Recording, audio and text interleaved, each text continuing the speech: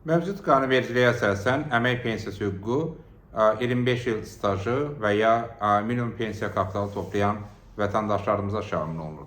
Yəni ya vətəndaşımızın pensiya kapitalı minimum pensiya kapitalı tələblərinə uyğun olmalıdır və ya əgər pensiya kapitalı yetərincə deyilsə, 25 il stajı varsa, o halda da vətəndaşımız əmək pensiyası almaq hüququ qazanır. Eləcə də mövcud qanunvericiliyə əsasən Azərbaycanda bu sahədə amnistiya tətbiq olunur. Belə ki, 2018-ci ilin iyulun 1-nədək pensiya kapitalı olan, hətta 1 manat ödəniş edən vətəndaşlarımız üçün amnistiya tətbiq olunub. Onlar üçün iş stajı hədiyyə olunur və nəticə etibarən vətəndaşlarımız əmək pensiyası almaq hüququ qazanırlar. Təbii ki, biz əmək pensiyası hüququnun dairəsinin genişləndirilməsini təklif edirik. Yalnız kəmiyyət deyil, eyni zamanda keyfiyyət göstəricilərinin istifadə olunmasını məqbul hesab edirik.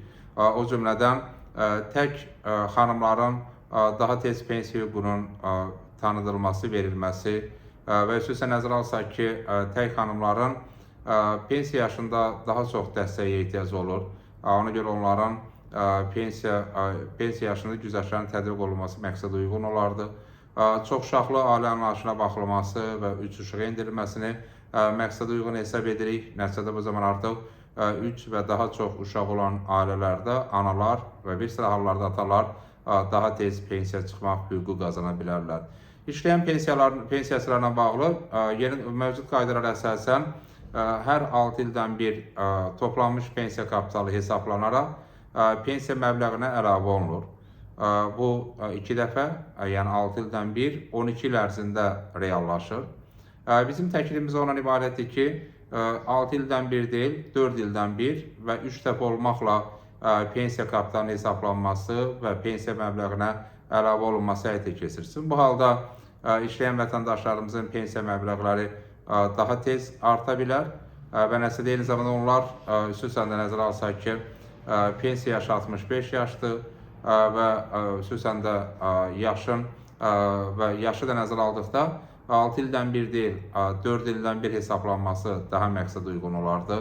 Nəticədə bu yığılmış pensiya kapitalının daha tez, nisbətən daha qısa müddətdə hesablanaraq pensiya kapitalının əlavə olunması və pensiyalarda artımların həyata keçirilməsinə gətirib çıxara bilər.